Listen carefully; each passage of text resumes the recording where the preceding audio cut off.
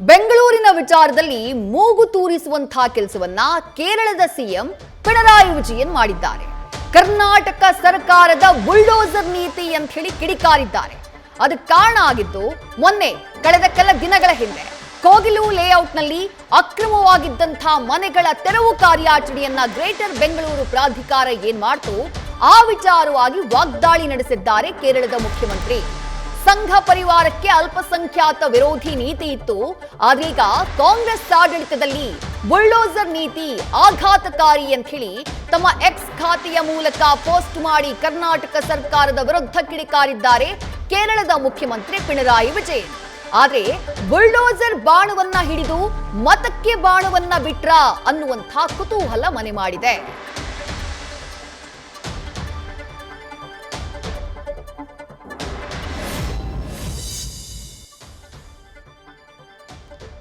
Kerala CM Pinarayi Vijayan ಅವರು ಮಾತನಾಡಿರೋದು ಯಾವ ವಿಚಾರ ಅಂತಂದ್ರೆ, ಕಳೆದ ಒಂದು ವಾರದ ಹಿಂದೆ ಕೋಗಿಲು ಕ್ರಾಸ್ನಲ್ಲಿ ಸುಮಾರು 200ಕ್ಕೂ ಹೆಚ್ಚು ಮನೆಗಳ ಡೆಮಾಲಿಷನ್ ಕಾರ್ಯ ನಡೆದಿತ್ತು. 5 ಎಕರೆ ಜಾಗದಲ್ಲಿ ಅಕ್ರಮವಾಗಿ ಮನೆಗಳನ್ನ ನಿರ್ಮಿಸಿಕೊಂಡವರು ಸುಮಾರು ನಾವು 10 ವರ್ಷದಿಂದ ಇದ್ದೀವಿ, 15 ವರ್ಷದಿಂದ ಇದ್ದೀವಿ ಅಂತ ಜನ ಹೇಳಿದ್ರು. ಆದ್ರೆ ಗ್ರೇಟರ್ ಬೆಂಗಳೂರು ಪ್ರಾಧಿಕಾರದ ಅಧಿಕಾರಿಗಳು ಇದು ಅಕ್ರಮವಾಗಿ ನೆಲೆ ನಿಂತಿರುವಂತಹ ಜಾಗ ಅನ್ನುವಂತಹ ಕಾರಣಕ್ಕಾಗಿ ಆ ಮನೆಗಳ ಮೇಲೆ ಬುಲ್ಡೋಸರ್ ಹತ್ತಿಸುವಂತಹ ಕೆಲಸ ಮಾಡಿದ್ರು. ಆ ನಂತರ ಆ ನಿವಾಸಿಗಳು ಪ್ರತಿಭಟನೆ ಮಾಡಿದ್ದು, ಆಕ್ರೋಶವನ್ನ ವ್ಯಕ್ತಪಡಿಸಿದ್ದು ಎಲ್ಲವೂ ಕೂಡ ನಿಮ್ ಗಮನದಲ್ಲಿದೆ. ಈಗ ಇದೇ ವಿಚಾರವಾಗಿ ಕೇರಳದ ಮುಖ್ಯಮಂತ್ರಿ ಪಿಣರಾಯಿ ವಿಜಯನ್ ಟ್ವೀಟ್ ಅನ್ನ ಮಾಡಿ ಕರ್ನಾಟಕ ಸರ್ಕಾರದ ವಿರುದ್ಧ ಆಕ್ರೋಶವನ್ನ ವ್ಯಕ್ತಪಡಿಸಿದ್ದಾರೆ. ಹಾಗಾದ್ರೆ ಕೇರಳ ಮುಖ್ಯಮಂತ್ರಿ ಮಾಡಿರುವಂತಹ ಟ್ವೀಟ್ ನಲ್ಲಿ ಏನಿದೆ ನೋಡೋಣ ಬನ್ನಿ. ಫಕೀರ್ ಕಾಲೋನಿ ಮತ್ತು ವಸೀಂ ಲೇಔಟ್ಗಳನ್ನು ಬುಲ್ಡೋಜರ್ ಮೂಲಕ ಧ್ವಂಸಗೊಳಿಸಿ ವರ್ಷಗಳಿಂದ ಅಲ್ಲಿ ವಾಸಿಸುತ್ತಿದ್ದ ಮುಸ್ಲಿಂ ಕುಟುಂಬಗಳನ್ನು ಬೇರು ಸಮೇತ ಸ್ಥಳಾಂತರಿಸಿರುವುದು ಬುಲ್ಡೋಜರ್ ರಾಜ್ ಎಂಬ ಕ್ರೂರ ಪದ್ಧತಿಯನ್ನ ನಾರ್ಮಲೈಸ್ ಮಾಡಿರುವುದು ಬಹಿರಂಗಪಡಿಸುತ್ತಿದೆ. ಸಂಘ ಪರಿವಾರದ ಅಲ್ಪಸಂಖ್ಯಾತ ವಿರೋಧಿ ರಾಜಕೀಯ ಈಗ ಕರ್ನಾಟಕದಲ್ಲಿ ಕಾಂಗ್ರೆಸ್ ಸರ್ಕಾರದ ಆಡಳಿತದಲ್ಲಿಯೇ ಜಾರಿಗೆ ಬರುತ್ತಿರುವುದು ಆಘಾತಕಾರಿ. ಭಯ ಮತ್ತು ಬಲಪ್ರಯೋಗದ ಮೂಲಕ ಆಡಳಿತ ನಡೆಸುವ ಯಾವುದೇ ಸರ್ಕಾರದಲ್ಲಿ ಸಂವಿಧಾನಾತ್ಮಕ ಮೌಲ್ಯಗಳು ಮತ್ತು ಮಾನವ ಗೌರವವೇ ಮೊದಲು ಬಲಿಯಾಗುವುದು. ಈ ಅಪಾಯಕಾರಿ ಪ್ರವೃತ್ತಿಯನ್ನ ಎದುರಿಸಿ ಸೋಲಿಸಲು ಎಲ್ಲ ಸೆಕ್ಯುಲರ್ ಹಾಗೂ ಪ್ರಜಾಸತ್ತಾತ್ಮಕ ಶಕ್ತಿಗಳು ಒಂದಾಗಿ ಹೋರಾಡಬೇಕಿದೆ. ಕೇರಳ ಮುಖ್ಯಮಂತ್ರಿ ಪಿಣರಾಯಿ ವಿಜಯನ್ ಅವರು ಮಾಡಿದಂತಹ ಟ್ವೀಟ್ ಅನ್ನ ಗಮನಿಸಿದ್ರಿ. ಮೊನ್ನೆ ಆ ಕೋಗಿಲು ಕ್ರಾಸ್ನ ಫಕೀರ್ ಲೇಔಟ್ ಹಾಗೆ ವಸೀಂ ಲೇಔಟ್ ನಲ್ಲಿ ಸುಮಾರು 200ಕ್ಕೂ ಹೆಚ್ಚು ಮನೆಗಳನ್ನ ನೆಲಸಮ ಮಾಡಲಾಗಿತ್ತು. ಅದರ ಬಗ್ಗೆ ಆಕ್ರೋಶವನ್ನ ವ್ಯಕ್ತಪಡಿಸಿದ್ದಾರೆ. ಕರ್ನಾಟಕ ಸರ್ಕಾರ ಕೂಡ ಅಲ್ಪಸಂಖ್ಯಾತ ವಿರೋಧಿ ನಡೆಯನ್ನ ಅನುಸರಿಸ್ತಾ ಇದೆ ಅಂತ ಹೇಳಿ ಆಕ್ರೋಶವನ್ನ ಹೊರಹಾಕಿದ್ದಾರೆ.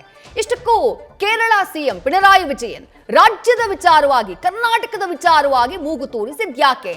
ರಾಜಕೀಯ ಕಾರಣ ಅದ್ರಲ್ಲಿ ಕಂಡು ಬರ್ತಾ ಇದೆ. ಸ್ಥಳೀಯ ಸಂಸ್ಥೆಯ ಎಲೆಕ್ಷನ್ ಮೊನ್ನೆ ಕೇರಳದಲ್ಲಿ ಆಯ್ತು. 6 ಮುನ್ಸಿಪಲ್ ಕಾರ್ಪೊರೇಷನ್ ನ ಎಲೆಕ್ಷನ್. ಆ 6 ಮುನ್ಸಿಪಾಲಿಟಿ ಕಾರ್ಪೊರೇಷನ್ ಎಲೆಕ್ಷನ್ ನಲ್ಲಿ 4ರಲ್ಲಿ ಗೆದ್ದು ಬೀಗಿದ್ದು ಯುಡಿಎಫ್, ಅಂದ್ರೆ ಕಾಂಗ್ರೆಸ್ ನೇತೃತ್ವದ ಯುಡಿಎಫ್ ಗೆದ್ದು ಬೀಗ್ತು. ಎಲ್ಡಿಎಫ್ ಹೀನಾಯ ಸೋಲನ್ನ ಅನುಭವಿಸಿತು.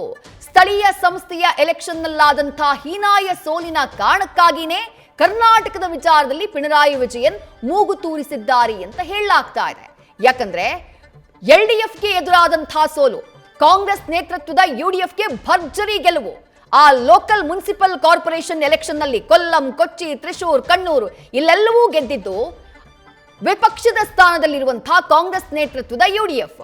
ಆಡಳಿತದಲ್ಲಿರೋದು ಪಿಣರಾಯಿ ವಿಜಯನ್ ನೇತೃತ್ವದ ಎಲ್ಡಿಎಫ್ ಪಾರ್ಟಿ. ಆದ್ರೆ ಎಲ್ಡಿಎಫ್ ಪಾರ್ಟಿಗೆ ಆದಂತಹ ಹೀನಾಯ ಸೋಲಿನ ಕಾರಣಕ್ಕೆ ಕೇರಳದಾದ್ಯಂತ ಆಡಳಿತ ವಿರೋಧಿ ಅಲೆ ಎದ್ದಿರುವಂತಹ ಮುನ್ಸೂಚನೆ ಎಲ್ಡಿಎಫ್ ಪಾರ್ಟಿಗೆ ಸಿಕ್ಕಿದೆ. ಕಾಂಗ್ರೆಸ್ ನೇತೃತ್ವದ ಯುಡಿಎಫ್ಗೆ ಭರ್ಜರಿ ಗೆಲುವು ದಾಖಲಾಗಿರೋದು ಎಲ್ಡಿಎಫ್ಗೆ ದಿಗಿಲನ್ನ ಹುಟ್ಟಿಸಿದೆ. ಅದಕ್ಕೆ ಕಾರಣ ಇದೆ. ಮುಂದಿನ ವರ್ಷ ಮೇ ಅಥವಾ ಏಪ್ರಿಲ್ ಮೇ ತಿಂಗಳಿನಲ್ಲಿ ಕೇರಳದಲ್ಲಿ ವಿಧಾನಸಭಾ ಚುನಾವಣೆ ಬರುತ್ತೆ. ಪಂಚರಾಜ್ಯಗಳ ಚುನಾವಣೆಯ ಸಂದರ್ಭದಲ್ಲಿ ಕೇರಳದಲ್ಲೂ ಕೂಡ ವಿಧಾನಸಭಾ ಚುನಾವಣೆ ನಡೆಯುತ್ತೆ. ಆ ವಿಧಾನಸಭಾ ಚುನಾವಣೆಗೆ ಕೆಲವೇ ತಿಂಗಳ ಮೊದಲು ನಡೆದಿರುವಂತಹ ಈ ಸ್ಥಳೀಯ ಸಂಸ್ಥೆಗಳ ಚುನಾವಣೆ ಮುಂದಿನ ಚುನಾವಣೆಯ ದಿಕ್ಸೂಚಿ ಈ ಫಲಿತಾಂಶ ಅಂತ ವಿಶ್ಲೇಷಣೆ ಮಾಡಲಾಗ್ತಾ ಇದೆ. ಹಾಗಾಗಿನೇ ಎಲ್ಡಿಎಫ್ಗೆ ದಿಗಿಲು ಹುಟ್ಕೊಂಡಿರೋದು. ಅಲ್ಪಸಂಖ್ಯಾತ ಮತಗಳನ್ನ ಸೆಳೆಯೋದಕ್ಕೆ ಬೆಂಗಳೂರನ್ನ ಅಸ್ತ್ರ ಮಾಡಿಕೊಂಡಿದೆ ಎಲ್ಡಿಎಫ್. ಕೇರಳದ ಮುಖ್ಯಮಂತ್ರಿ ಪಿಣರಾಯಿ ವಿಜಯನ್ ಬೆಂಗಳೂರನ್ನ ಅಸ್ತ್ರ ಮಾಡಿಕೊಂಡಿದ್ದಾರೆ ಅಂತ ಹೇಳಲಾಗ್ತಾ ಇದೆ. ಅದಕ್ಕೊಂದು ಕಾರಣ ಕೂಡ ಇದೆ. ಈ ಫಕೀರ್ ಲೇಔಟು ಹಾಗೆ ವಸೀಂ ಲೇಔಟು ಎಲ್ಲಿ ಜಿಬಿಎ ಅಧಿಕಾರಿಗಳು ಕಾರ್ಯಾಚರಣೆ ಮಾಡಿದ್ರಲ್ಲ, ಸುಮಾರು 200ಕ್ಕೂ ಹೆಚ್ಚು ಮನೆಗಳನ್ನ ಡೆಮಾಲಿಷನ್ ಮಾಡುವಂತಹ ಕೆಲಸ ಆಯ್ತಲ್ಲ, ಅಕ್ರಮವಾಗಿ ನೆಲೆ ನಿಂತಿದ್ದಾರೆ ಅಂತ ಹೇಳಿ. ಅದರಲ್ಲಿ ಬಹುತೇಕರು ಕೇರಳಿಗರು, ಕೇರಳದಿಂದ ಬಂದು ಇಲ್ಲಿ ಜೀವನ ಕಟ್ಕೊಂಡಿದ್ದವರು, ಇಲ್ಲಿ ಬೇರೆ ಬೇರೆ ಉದ್ಯೋಗಗಳಲ್ಲಿ ನಿರತರಾಗಿದ್ದವರು. ಹಾಗಾಗಿ ಪಿಣರಾಯಿ ವಿಜಯನ್ ಇದನ್ನೇ ಅಸ್ತ್ರ ಮಾಡ್ಕೊಂಡಿದ್ದಾರೆ. ಈಗ ಕೇರಳದಲ್ಲೂ ಅಲ್ಪಸಂಖ್ಯಾತ ಮತಗಳು ಎರಡೂ ಮೈತ್ರಿಕೂಟದ ಮಧ್ಯೆ LDF ಹಾಗೆ UDF ಎರಡರ ಮಧ್ಯೆ ಹಂಚಿ ಹೋಗಿದ್ದಾವೆ. ಆದ್ರೆ ಸ್ಥಳೀಯ ಸಂಸ್ಥೆಗಳ ಚುನಾವಣೆಯಲ್ಲಾದಂತಹ ಸೆಟ್ ಬ್ಯಾಕ್ ಏನಿದೆ LDFಗೆ, ಹಾಗಾಗಿನೇ ಕರ್ನಾಟಕ ಸರ್ಕಾರ ಬಳಸಕ್ಕೆ ಮಾಡಿರುವಂತಹ ಈ ಬುಲ್ಡೋಸರ್ ಅಸ್ತ್ರ, ಅದನ್ನೇ ತನ್ನ ಅಸ್ತ್ರವನ್ನಾಗಿ ಮಾಡಿಕೊಂಡು ಚುನಾವಣೆಯಲ್ಲಿ ಇದನ್ನ ತನ್ನ ಲಾಭಕ್ಕೆ ಬಳಸಿಕೊಳ್ಳೋದಕ್ಕೆ ಇಂಥದ್ದೊಂದು ಸ್ಟೇಟ್ಮೆಂಟ್ ಅನ್ನ ಪಿಣರಾಯಿ ವಿಜಯನ್ ಅವರು ನೀಡಿದ್ದಾರೆ ಎನ್ನಲಾಗ್ತಾ ಇದೆ. 2026ರಲ್ಲಿರುವಂತಹ ಚುನಾವಣಾ ಲೆಕ್ಕಾಚಾರಕ್ಕಾಗಿ ಈ ರೀತಿಯಾದಂತಹ ಒಂದು ಅಸ್ತ್ರವನ್ನ ಪ್ರಯೋಗ ಮಾಡಿದ್ದಾರೆ ಪಿಣರಾಯಿ ವಿಜಯನ್ ಅನ್ನುವಂತಹ ವಿಶ್ಲೇಷಣೆ ಸದ್ಯಕ್ಕೆ ಕೇಳಿ ಬರ್ತಾ ಇದೆ. ಇನ್ನು ಇದೇ ಪಿಣರಾಯಿ ವಿಜಯನ್ ಅವರು ಈಗೇನು ಅವರು ಮಾತನಾಡ್ತಿದ್ದಾರೆ, ಕರ್ನಾಟಕದಲ್ಲಿ ಬುಲ್ಡೋಸರ್ ಅಸ್ತ್ರವನ್ನ ಪ್ರಯೋಗ ಮಾಡಲಾಗಿದೆ ಅಂತ ಹೇಳಿ. 2020ರಲ್ಲಿ ಇವರದ್ದೇ ಸರ್ಕಾರ ಇದ್ದಾಗ ಕೇರಳದ ಕೊಚ್ಚಿಯ ಮರಡು ಅನ್ನುವಂತಹ ಪ್ರದೇಶದಲ್ಲಿ ಕರಾವಳಿ ನಿಯಂತ್ರಣ ವಲಯ CRZ ನಿಯಮಗಳನ್ನ ಉಲ್ಲಂಘಿಸಿ ನಿರ್ಮಿಸಲಾಗಿದ್ದಂತಹ 4 ಬೃಹತ್ ಅಪಾರ್ಟ್ಮೆಂಟ್ಗಳನ್ನ ಸುಪ್ರೀಂ ಕೋರ್ಟ್ ಆದೇಶದಂತೆ ಸ್ಫೋಟ ಮಾಡುವಂತಹ ಕೆಲಸವನ್ನ ಇದೇ ಪಿಣರಾಯಿ ವಿಜಯನ್ ಸರ್ಕಾರ ಮಾಡಿತ್ತು. ಆದ್ರೆ ಅದೇ ಕೆಲಸವನ್ನ ಕರ್ನಾಟಕ ಸರ್ಕಾರ ಮಾಡಿದ್ರೆ ಅದಕ್ಕೆ ಅಲ್ಪಸಂಖ್ಯಾತ ವಿರೋಧಿ ಅನ್ನುವಂತಹ ಪಟ್ಟ ಕಟ್ಟುವಂತಹ ಪ್ರಯತ್ನವನ್ನ ಪಿಣರಾಯಿ ವಿಜಯನ್ ಮಾಡಿದ್ದಾರೆ. ಬಹುಶಃ ಮುಂದಿನ ವಿಧಾನಸಭಾ ಚುನಾವಣೆಗೆ ತಮ್ಮ ರಾಜಕೀಯ ಲೆಕ್ಕಾಚಾರದ ಕಾರಣಕ್ಕಾಗಿ ಈ ಟ್ವೀಟ್ ಅನ್ನ ಅವರು ಮಾಡಿರಬಹುದು ಅನ್ನುವಂತಹ ವಿಶ್ಲೇಷಣೆಗಳು ಕೇಳಿ ಬರ್ತಾ ಇವೆ.